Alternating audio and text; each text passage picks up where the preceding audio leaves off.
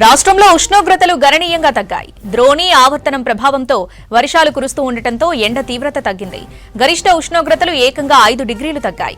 దీంతో మొన్నటి వరకు 46 డిగ్రీల వరకు నమోదు కాగా ప్రస్తుతం 40 డిగ్రీలు నమోదవుతుంది. మరో 2-3 రోజులు ఇదే పరిస్థితి ఉంటుందని తెలిపారు ఐఎండీ అధికారులు. ఉత్తర జిల్లాల్లో మాత్రం తేలికపాటి నుంచి మోస్తరు వర్షాలు కురిసే ఛాన్స్ ఉందన్న వాతావరణ శాఖ అధికారి ధర్మరాజ్తో Mounika face to face.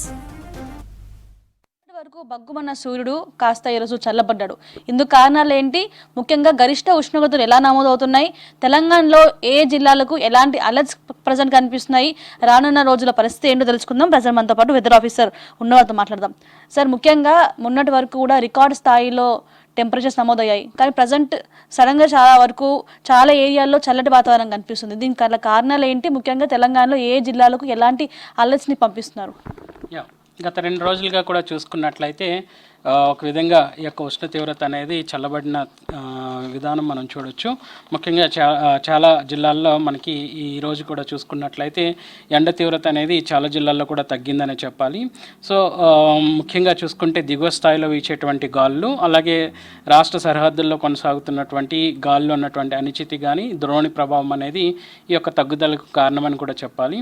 So ఏదైనప్పటికీ కూడా ఈ యొక్క ఉష్ణ తీవ్రత అనేది రానున్న ఈరోజు రేపు కొంచెం తగ్గి తదుపరి కనుక చూసుకున్నట్లయితే క్రమేపీ పెరిగే అవకాశాలు కూడా కనిపిస్తున్నాయి. ఒక విధంగా చూసుకుంటే గత 5వ తారీఖు మే 5వ తారీఖు సాయంత్రం నుంచి కూడా స్వల్పమైనటువంటి వాతావరణంలో మార్పులు కూడా చూడొచ్చు.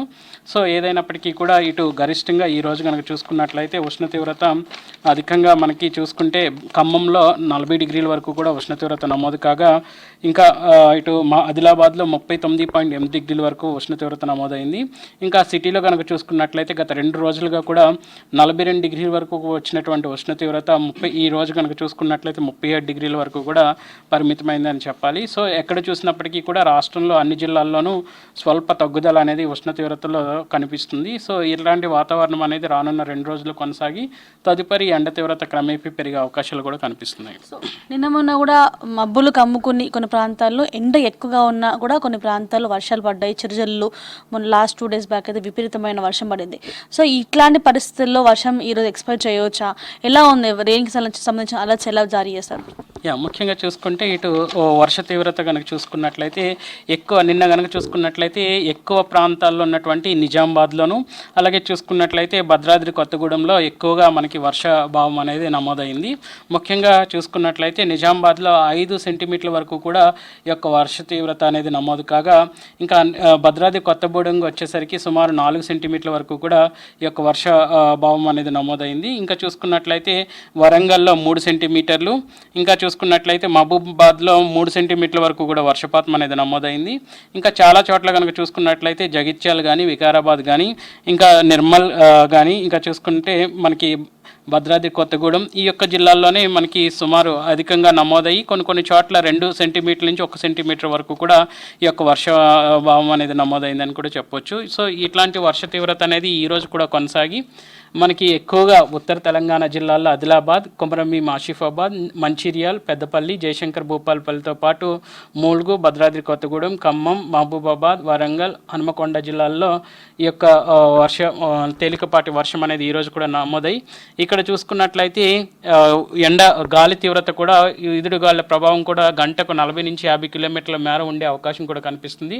అట్లాగే పశ్చిమ భాగాల్లో ఉన్నటువంటి సంగారెడ్డి, వికారాబాద్, ఇంకా రంగారెడ్డి, మహబూబ్ నగర్ జిల్లాలకు కూడా ఈదుడుగాళ్ల ప్రభావంతో పాటు తేలికపాటి వర్ష సూచన కనిపిస్తుంది. ఇట్లాంటి వాతావరణం అనేది ఈరోజు రేపు కొనసాగి ఎల్లుండి కల్లా కూడా ఇటు చూసుకున్నట్లయితే దక్షిణ తెలంగాణ భాగంలోనూ ఇటు మధ్యస్థంగా ఉన్నటువంటి సిటీ, అలాగే మంచిర్యాల్, రంగారెడ్డిలో కూడా వర్షాలు అనేది 10వ తారీఖున కూడా నమోదయ్యే అవకాశం కనిపిస్తుంది. ముఖ్యంగా ఈ ఎలినో పేరు ఈ మధ్య చాలా వింటున్నాం, కరువుకు దారి తీస్తుందనేసి. సో ఈ ఎండాకాలం తర్వాత వచ్చే వర్షాకాలం ఎట్లా ఎక్స్పెక్ట్ చేయవచ్చు? మరీ ముఖ్యంగా ఈ కరువుకి సంబంధించి ఎక్కువగా డీటెయిలింగ్ చెప్తున్నారు కదా, అసలు కరువు ఏర్పడుతుందా? అప్పుడు ఎలా వర్షాలు పడుతుంటాయి? సర్వసాధారణంగా చూసుకున్నట్లయితే పసిఫిక్ మహాసముద్రంలో జలాశ్రయాల్లో ఇటు ఉష్ణ పెరుగుదల అనేది కనిపిస్తూ ఉంది అని చెప్తున్నారు. ఒక విధంగా ఎప్పుడైతే గరిష్టంగా ఈ యొక్క పసిఫిక్ మహాసముద్ర జలాల్లో ఉష్ణ తీవ్రత పెరుగుదల అనేది ఉంటుందో ఎలినో బలపడే అవకాశం కూడా కనిపిస్తూ ఉంటుంది. సో ప్రస్తుతం కనుక చూసుకున్నట్లయితే ఎలినో అనేది బలపడే క్రమేపీలో ఉంది కాబట్టి ఈ యొక్క నైరుతి ఋతుపవనాలు ఋతుపవనాలు రాష్ట్రాన్ని తాకే సమయానికి ఇంకా ఇది మరింత బలపడే అవకాశం కూడా కనిపిస్తుంది. సో ఒక విధంగా చూసుకున్నట్లయితే ప్రస్తుతం 0.7 డిగ్రీల వరకు కూడా ఉష్ణ తీవ్రత అనేది పెరుగుదల అనేది కనిపిస్తున్నప్పటికీ ఈ యొక్క మన నైరుతి ఋతుపవనాలకు వచ్చేసరికి క్రమేపీ ఈ యొక్క పెరుగుదల అనేది హెచ్చుగా 0.5 డిగ్రీల వరకు కూడా కొనసాగితే అది సూపర్ ఎలినో కింద కూడా డిక్లేర్ చేసే అవకాశాలు కూడా కనిపిస్తున్నాయి.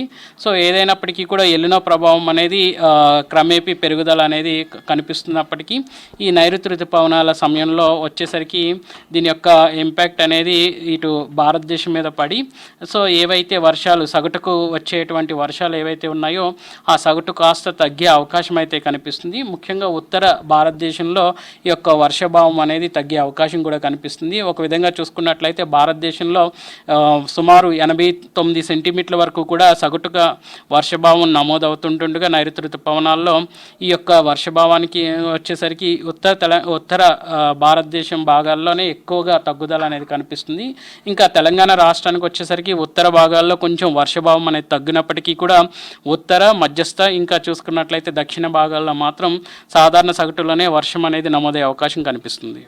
సో మొత్తానికైతే ఇది ప్రజెంట్ సూర్యుడు కాస్త చల్లబడ్డా కూడా రానున్న రోజుల్లో మాత్రం అంటే ఈ మంత్ 16-17 తేదీలో మాత్రం మరొకసారి అలర్ట్ జారీ చేసే అవకాశాలు కనిపిస్తున్నాయి. మనం చూసుకోవచ్చు మ్యాప్లో కూడా ఈరోజు ముఖ్యంగా ఆదిలాబాద్ కావచ్చు, ఆసిఫాబాద్, మంచిర్యాల, పెద్దపల్లి ఈ ఉత్తర తెలంగాణ జిల్లాలకైతే కాస్త అలర్ట్ని జారీ చేశారు. 16 నుంచి 18 ఈ 3 రోజులలో మాత్రము ఒక రెడ్ అలర్ట్ కూడా ఇచ్చే అవకాశాలు కనిపిస్తున్నాయి. ఇటు ఎలినో అవకాశాలు కూడా ఎక్కువగా ఉన్న నేపథ్యంలో వాతావరణాన్ని అంచనా వేయలేని పరిస్థితి కనిపిస్తుంది. కెంపర్సన్ అశోక్తో మోనికా, హైదరాబాద్.